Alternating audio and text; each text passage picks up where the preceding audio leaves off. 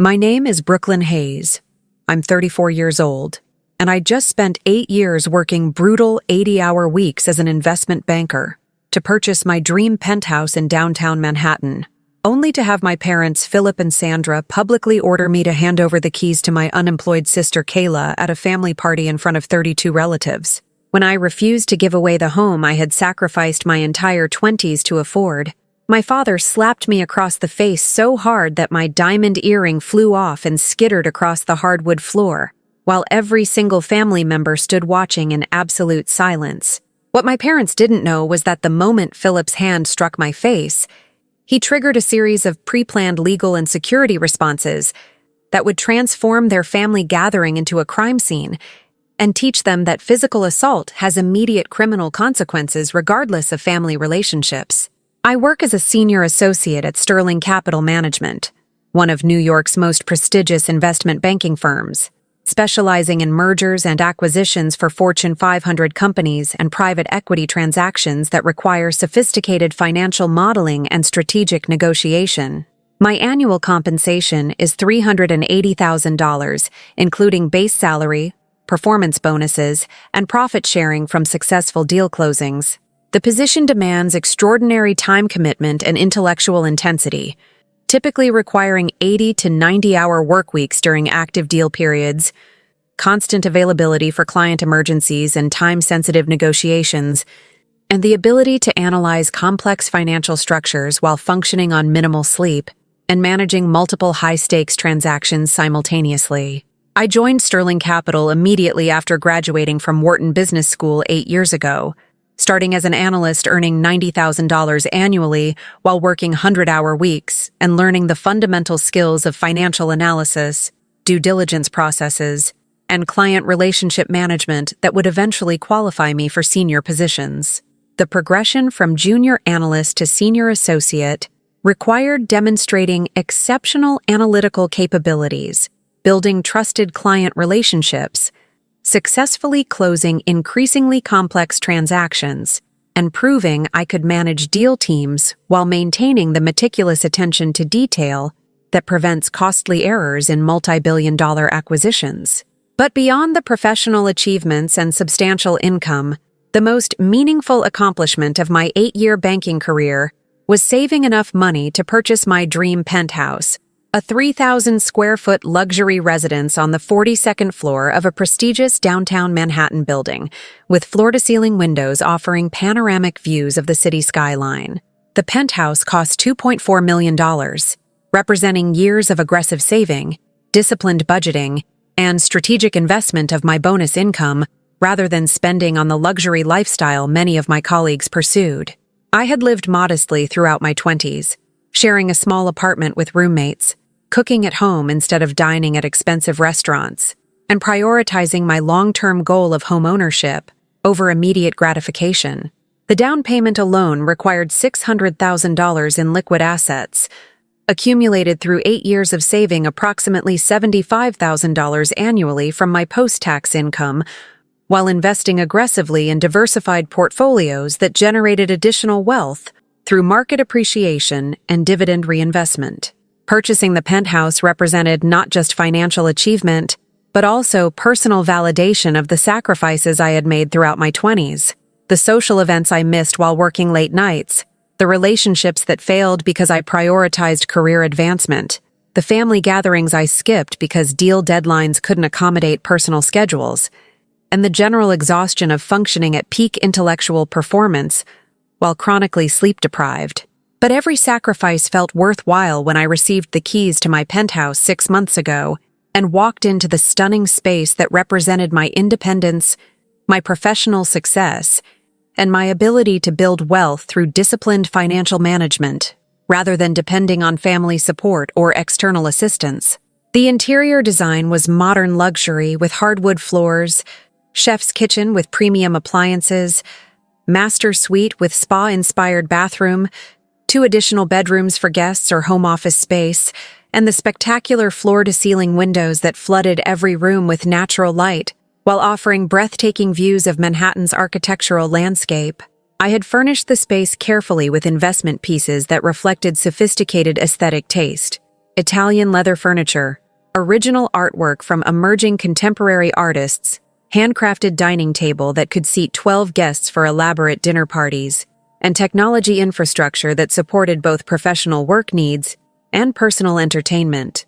The building itself offered luxury amenities including 24-hour doorman service, state-of-the-art fitness center, rooftop terrace with outdoor entertaining spaces, private wine storage, and comprehensive security systems that monitored all entry points and provided resident safety through professional security staff and advanced surveillance technology. But what I valued most about the penthouse wasn't the luxury finishes or prestigious address. It was the knowledge that I had earned this space entirely through my own effort, never depending on family financial support or expecting anyone else to help me achieve my homeownership goals. My sister Kayla Hayes is 28 years old and has never held a job for longer than 3 months in her entire adult life, cycling through positions in retail, hospitality, administrative support, and various other entry-level roles that she quits whenever the work becomes challenging or her supervisor expects professional accountability. Her employment history is a litany of abandoned positions and burned professional bridges, quitting a boutique sales job because standing for 8-hour shifts was exhausting, leaving a restaurant hostess position because weekend shifts conflicted with her social plans, abandoning an office assistant role because her boss expected her to arrive on time consistently, and walking out of a gym reception job because members complained about her spending work time on personal phone calls. Kayla has no professional skills, no career ambitions, no financial discipline, and no understanding of the connection between sustained effort and long-term achievement. She lives entirely off our parents' financial support, receiving monthly checks that cover her rent, car payment, insurance, groceries, entertainment expenses, and credit card bills that accumulate from impulsive shopping and luxury lifestyle spending she hasn't earned through any personal effort. Our parents, Philip and Sandra Hayes, have enabled Kayla's unemployment and financial dependence since she graduated from college 6 years ago with a communications degree she's never used professionally. They pay her bills, make excuses for her job failures, and treat her financial irresponsibility as a temporary situation that will somehow resolve itself, rather than a pattern of entitled behavior that they're actively reinforcing through continued subsidization.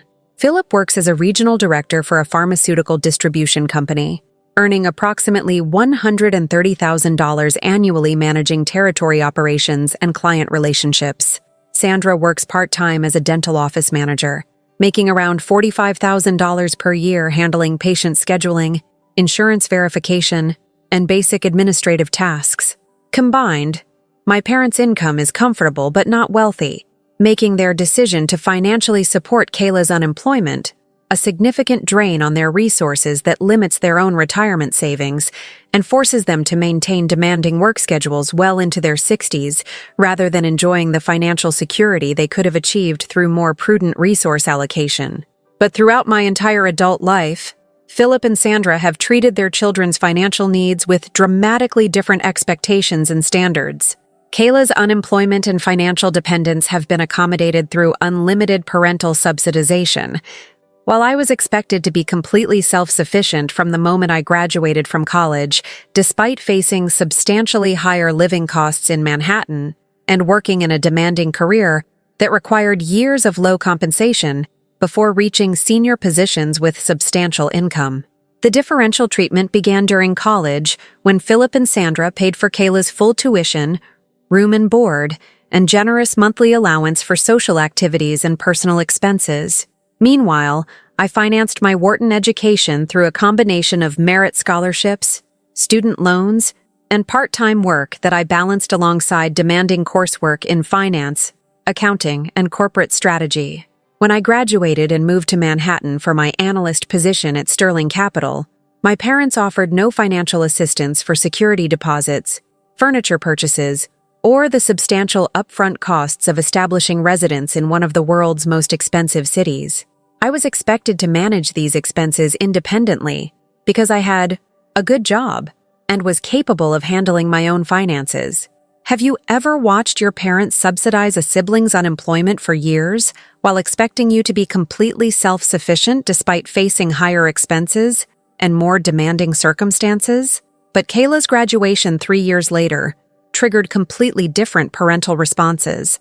When she couldn't find immediate employment, or more accurately, when she quit every job within weeks of starting, Philip and Sandra began providing monthly financial support that eliminated any practical motivation for her to develop sustainable employment or professional skills. They paid her rent in a trendy Brooklyn neighborhood where studio apartments cost $2,500 monthly, substantially more than the cramped shared apartment I had been living in while working 100-hour analyst weeks and saving aggressively for my future penthouse down payment. They purchased a car for Kayla and covered insurance, maintenance, and gasoline expenses, even though she lived in a neighborhood with excellent public transportation and had no professional justification for vehicle ownership. Meanwhile, I rode the subway daily despite earning substantial income, prioritizing savings over personal convenience and luxury spending. They paid Kayla's credit card bills monthly, enabling shopping habits and luxury purchases that exceeded what she could afford on unemployment benefits or the occasional temporary job she briefly held before quitting. The credit card subsidization removed any natural consequences for her impulsive spending, teaching her that financial irresponsibility would always be rescued through parental intervention. But the most frustrating aspect of my parents' differential treatment was their different characterizations of our lifestyle choices and career paths. Kayla's unemployment was described as taking time to find the right opportunity, or exploring different career options, while my dedication to building a successful banking career was criticized as workaholic behavior that prevented me from enjoying life and maintaining work-life balance. When I missed family gatherings because of deal deadlines or client emergencies, Philip would make pointed comments about how I was letting work consume my life and missing important family moments. But when Kayla skipped family events because they conflicted with her social plans or weekend trips funded by parental subsidies, these absences were accepted as legitimate personal choices deserving of understanding and accommodation. The implicit message throughout my 20s was clear. Kayla's unemployment and financial dependence were acceptable lifestyle choices that the family should support, while my professional success and financial independence were somehow problematic character flaws that demonstrated my failure to prioritize family relationships over career achievement. This pattern of enabling Kayla while criticizing my success intensified as my income grew and my savings accumulated toward the penthouse purchase. Philip and Sandra seemed increasingly uncomfortable with my financial achievement, making comments that suggested my success created inappropriate wealth disparities within the family that somehow reflected poorly on their parenting or required correction through redistribution. "Brooklyn is doing so well financially that she doesn't even need family support," Sandra would say during family gatherings, as if my hard-earned financial independence was a personal failing rather than an achievement worth celebrating. "Some people are naturally good with money and careers, while others need more family help," Philip would explain when questioned about their ongoing financial support for Kayla's unemployment, creating a false dichotomy that portrayed financial discipline as an innate trait rather than a learned skill developed through years of sacrifice and strategic planning. But their discomfort with my success became most apparent when I announced my penthouse purchase 6 months ago. Instead of celebrating my achievement or recognizing the years of work that had made homeownership possible, Philip and Sandra's reaction was a mixture of surprise, concern, and thinly veiled resentment about the wealth disparity between their daughters. "That's a very expensive property for someone your age," Philip said when I shared photos of the penthouse, his tone suggesting disapproval rather than pride in my achievement. "I hope you're not overextending yourself financially," Sandra added, expressing concern about my ability to manage the mortgage despite my substantial income and comprehensive financial planning. But the most revealing comment came from Kayla, whose immediate response to seeing my penthouse was not congratulations or happiness for my success, but rather a question about whether I would let her stay there sometimes when she wanted to escape her boring apartment. Her assumption that my home should be available for her use revealed the entitlement that years of parental enabling had fostered, the belief that my achievements were somehow family resources that should be shared regardless of who had actually earned them through personal effort and financial sacrifice. The tension around my penthouse purchase simmered for 6 months before exploding at a family party Philip and Sandra hosted last month to celebrate their 35th wedding anniversary. They had invited 32 relatives to a gathering at their suburban home, including aunts, uncles, cousins, and extended family members who had traveled from different states to attend the celebration. I arrived at the party after working a Saturday morning to finalize details on an acquisition that was closing the following week, bringing an expensive bottle of wine and anniversary gift that I had carefully selected to honor my parents' milestone celebration.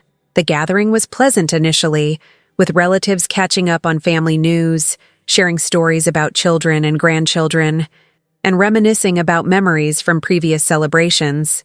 I mingled comfortably, discussing my career with interested cousins and carefully avoiding any detailed discussion of my penthouse that might trigger the family dynamics I had been navigating for months. But about 2 hours into the party, Philip called for everyone's attention and made an announcement that transformed the celebration into a public confrontation that would permanently destroy our family relationships. "Everyone, I want to share some exciting family news," Philip began, his tone suggesting he was about to announce something positive rather than trigger a devastating conflict. "Brooklyn has recently purchased a beautiful penthouse in Manhattan, and we're so proud of her success." His characterization of my penthouse as family news and his public announcement without my permission immediately created discomfort that intensified as he continued speaking.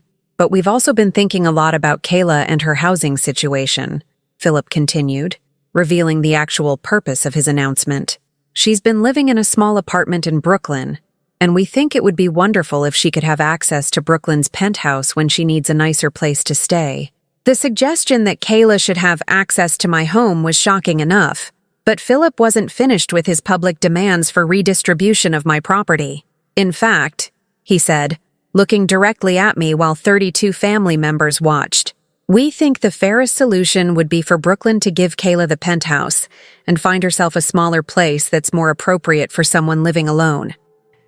Have you ever had a parent publicly demand that you give away your home to a sibling who has never worked for anything while extended family members watch the confrontation unfold? The silence that followed Philip's announcement was heavy and uncomfortable as 32 relatives processed what they had just heard. A father publicly demanding that his successful daughter give her home to his unemployed daughter who had contributed nothing to its purchase. I stood frozen in shock, trying to process whether Philip was serious about expecting me to hand over the keys to a $2.4 million property I had spent 8 years working to afford, or whether this was some poorly conceived joke that would be clarified momentarily. But Sandra's immediate support for Philip's demand confirmed that this was a serious expectation they had apparently been planning to announce publicly, rather than discussing with me privately beforehand. "Brooklyn, honey, this would really help your sister," Sandra said with the tone of someone asking for a small favor, rather than demanding I give away property worth millions of dollars. "Kayla needs a fresh start, and having access to a nice place in Manhattan could really help her career prospects." The suggestion that Kayla needed my penthouse for career prospects would have been laughable if the situation weren't so devastating. She had no career to prospect for, and had demonstrated zero ability to maintain employment regardless of her living situation. Kayla herself stood nearby with an expectant smile, apparently believing that her parents' public demand would pressure me into complying despite the absurdity of asking someone to give away their home to fund a sibling's continued unemployment and entitlement. I took a deep breath and responded as calmly as possible given the shock and anger coursing through me. "Philip and Sandra, I'm not giving Kayla my penthouse," I said firmly. "I worked 8 years and saved $600,000 for the down payment on that property. It's my home, and this conversation is completely inappropriate to have at your anniversary party in front of extended family." My refusal to comply with their demand triggered immediate escalation, rather than recognition that they were making unreasonable requests of a daughter who had purchased property through her own financial sacrifice and professional achievement. "Brooklyn, don't be selfish," Philip said, his voice rising with anger. "You make plenty of money and you can afford to buy another place. Kayla needs this opportunity. and family means helping each other when someone is struggling. His characterization of Kayla's chronic unemployment as temporary struggling that justified me giving away my home revealed how deeply he had rationalized his enabling of her financial dependence.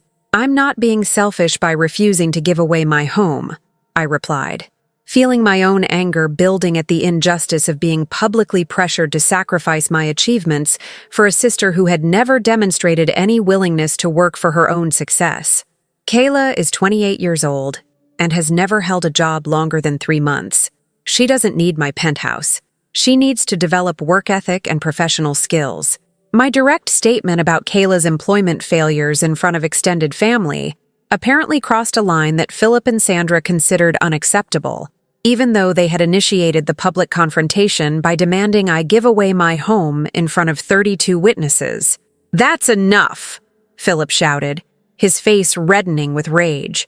"You will give your sister those keys, and you will stop being ungrateful for everything this family has done for you." The claim that I was ungrateful when my parents had provided no financial support for my education or career while subsidizing Kayla's unemployment for 6 years was so absurd that I actually laughed, a response that apparently pushed Philip beyond any remaining restraint. He crossed the room in 3 quick steps, and before I could react or any family member could intervene, his open hand struck my face with enough force that my head snapped to the side and my diamond earring flew off, skittering across the hardwood floor, while 32 relatives stood watching in absolute stunned silence. The pain was immediate and shocking, not just the physical sting of being slapped, but the emotional devastation of having a parent physically assault me for refusing to give away property I had earned through years of sacrifice and hard work. I stood there with my hand on my burning cheek, looking at Philip's enraged face, Sandra's lack of intervention or objection to the violence, Kayla's smug expression as if the assault proved her entitlement to my property, and 32 extended family members who remained completely silent rather than defending me or condemning the physical attack they had just witnessed. The silence of those 32 witnesses was almost as devastating as Philip's assault itself.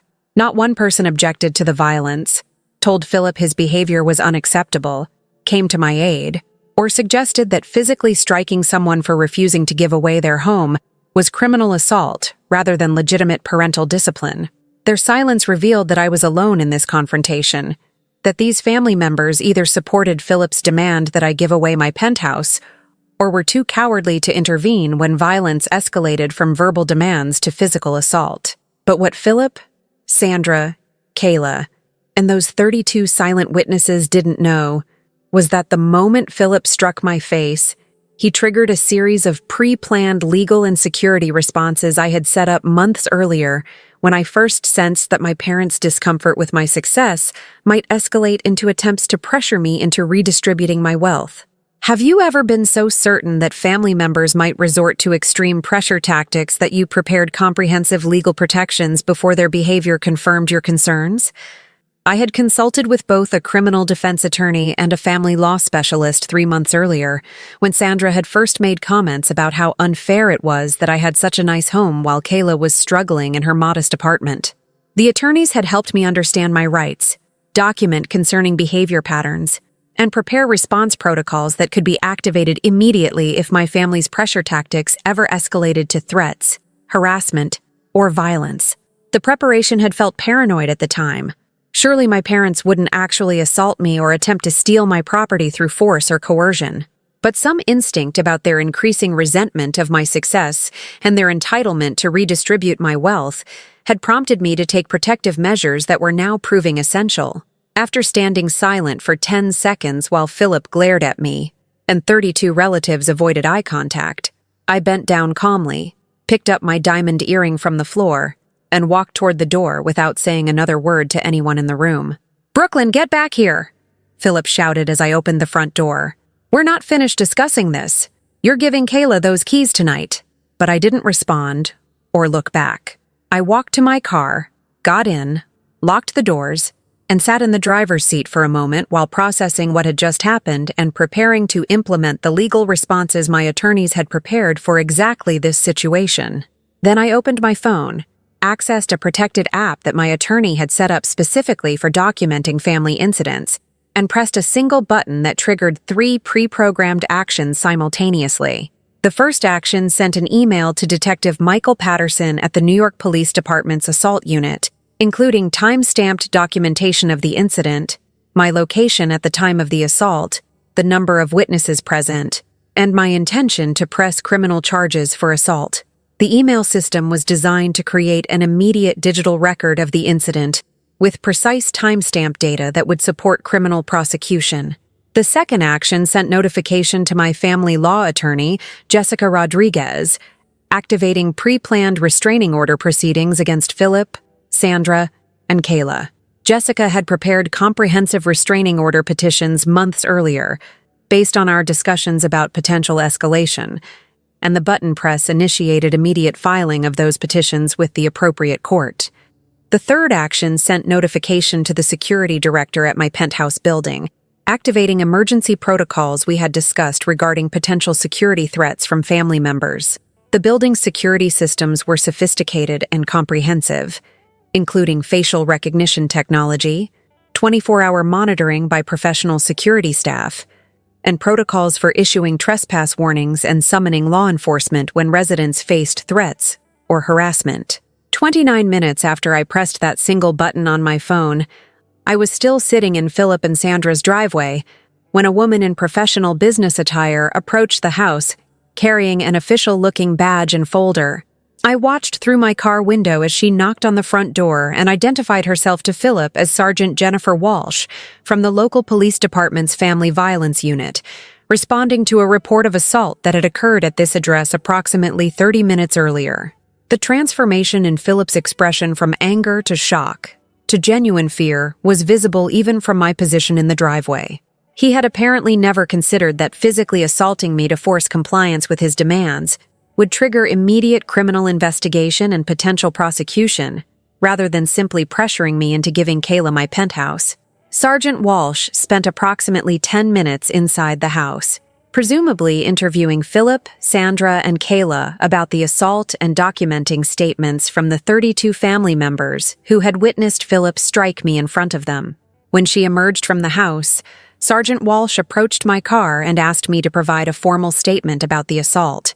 I showed her the mark on my face where Philip had struck me, provided detailed account of the verbal confrontation that preceded the violence, and confirmed that 32 witnesses had observed the entire incident, including the physical assault.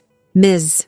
Hayes, based on your statement and the witness confirmations inside, I'm filing a criminal complaint for assault, Sergeant Walsh explained.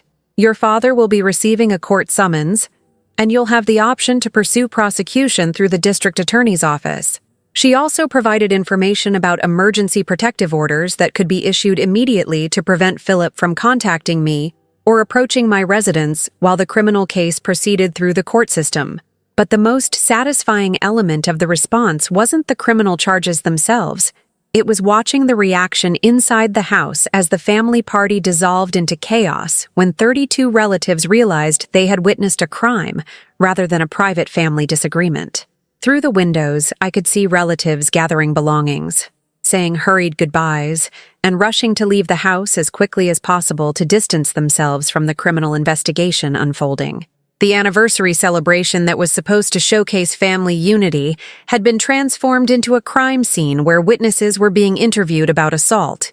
Philip stood in the doorway, looking pale and shocked as guests departed, apparently beginning to understand the legal consequences of hitting someone to force property redistribution. Sandra hovered nearby, looking confused and frightened, while Kayla's smug expression had been replaced with obvious concern about how the assault charges would affect her fantasy of claiming my penthouse. But I wasn't finished implementing the pre-planned legal responses that would protect me from future harassment and establish clear boundaries against family members who had proven willing to use violence to steal my property. The second wave of consequences arrived 40 minutes later, when a private security officer from my penthouse building arrived at Philip and Sandra's house with official trespass notifications for all 3 of them. The security officer, David Morrison, was a former police detective who now managed security operations for several luxury residential buildings in Manhattan. I had been working with him for 3 months to ensure my building's security protocols would protect me from potential family harassment or attempts to access my home without permission. Morrison's arrival at the party triggered additional chaos as he formally notified Philip, Sandra, and Kayla that they were permanently banned from entering my residential building, would be arrested for trespassing if they attempted to access the property, and that building security had been provided with their photographs and identification information to ensure the ban was enforced comprehensively. "Your daughter has legitimate security concerns based on your behavior tonight," Morrison explained to Philip and Sandra as stunned relatives listened from inside the house. "The building takes resident safety seriously, and you're no longer welcome on the premises under any circumstances." The permanent building ban meant that Philip, Sandra, and Kayla could never visit my home, would be turned away by doorman staff if they attempted entry, and would face criminal trespassing charges if they tried to circumvent building security to access my residence. For Kayla, the building ban was particularly devastating because it permanently ended her fantasy of claiming my penthouse, or even visiting the property she had felt entitled to take from me. The home she had expected to receive through parental pressure and entitlement was now a space she was legally prohibited from ever entering. Have you ever watched people who tried to steal your property through violence and coercion realize they had instead triggered legal consequences that permanently excluded them from your life? The aftermath of that evening extended far beyond the immediate criminal charges and security responses. Over the following weeks, the legal proceedings and family fallout revealed the full extent of how dramatically that single moment of violence had transformed all our relationships permanently. Detective Patterson's investigation of the assault proceeded efficiently due to the overwhelming witness testimony from 32 family members who had been present when Philip struck me. Despite their silence during the actual assault, most relatives provided honest statements when interviewed by police, confirming that Philip had physically attacked me after I refused to give away my property.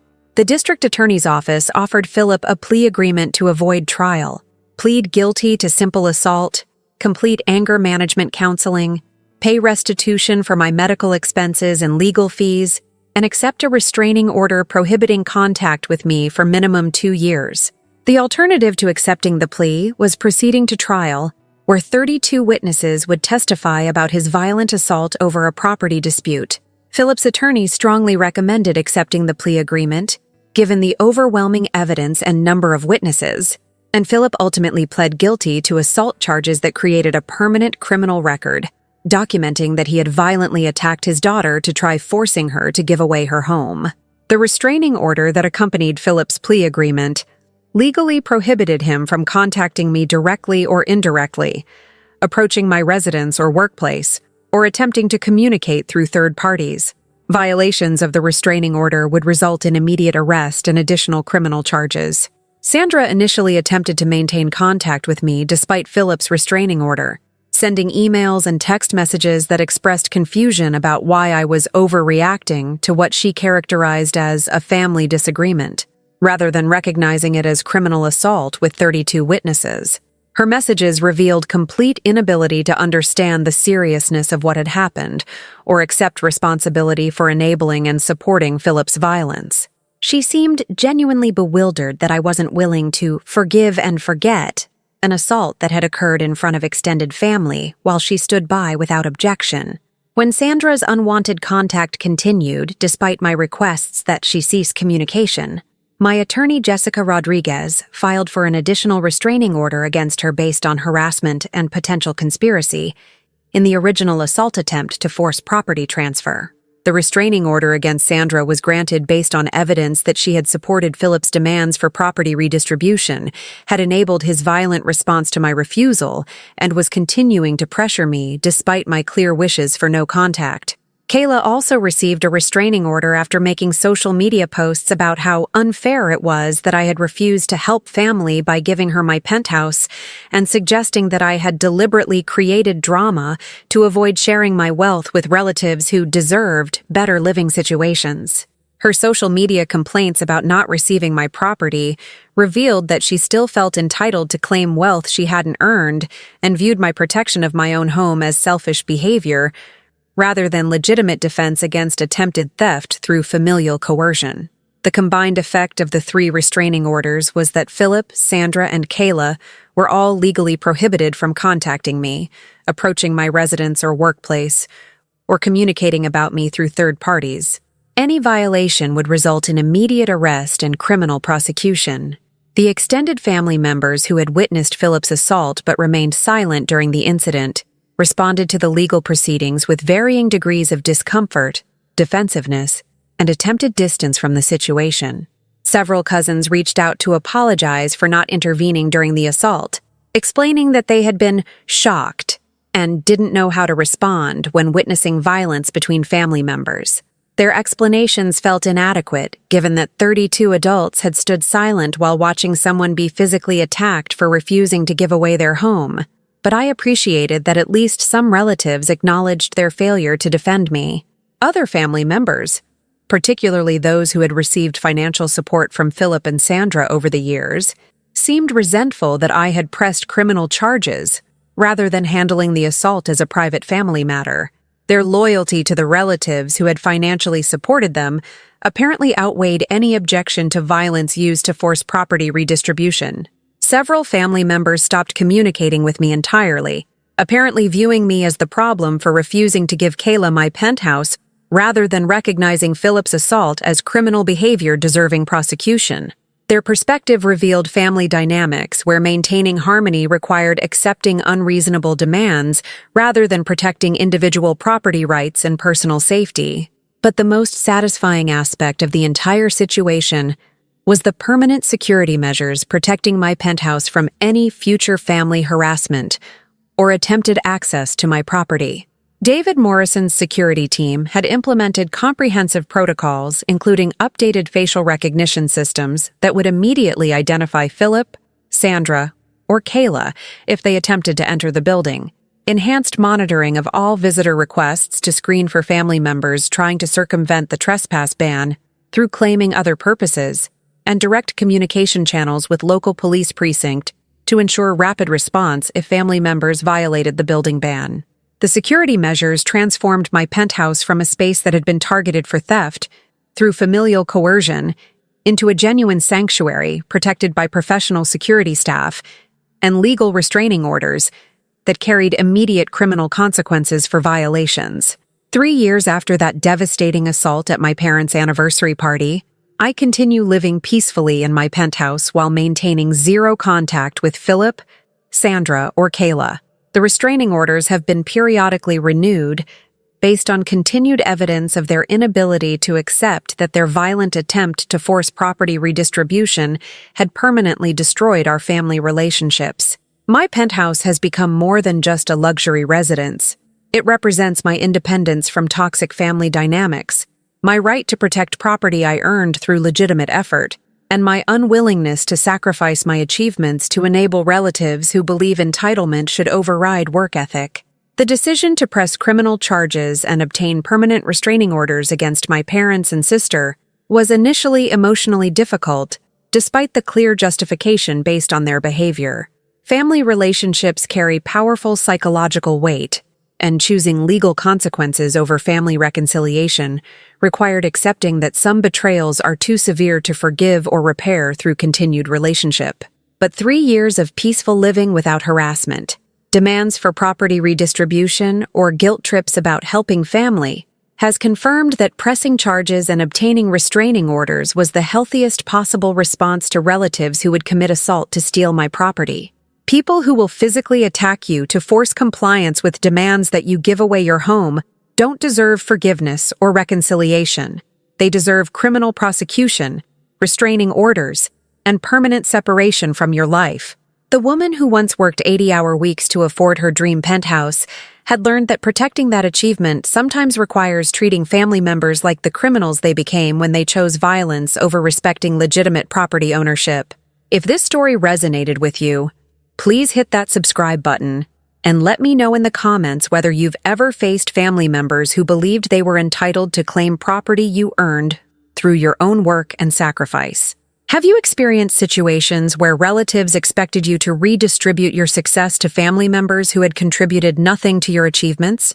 Your experiences might help someone else who's dealing with family members who view success as communal property rather than recognizing individual effort and ownership rights. Thank you for listening to my story. And remember that family members who commit physical assault to force you to give away your property deserve criminal prosecution and permanent separation, not family loyalty or forgiveness. Sometimes protecting yourself requires treating relatives like the criminals they choose to become when violence replaces respect for legitimate property rights. See you in our next story here on Sweet Revenge Diaries.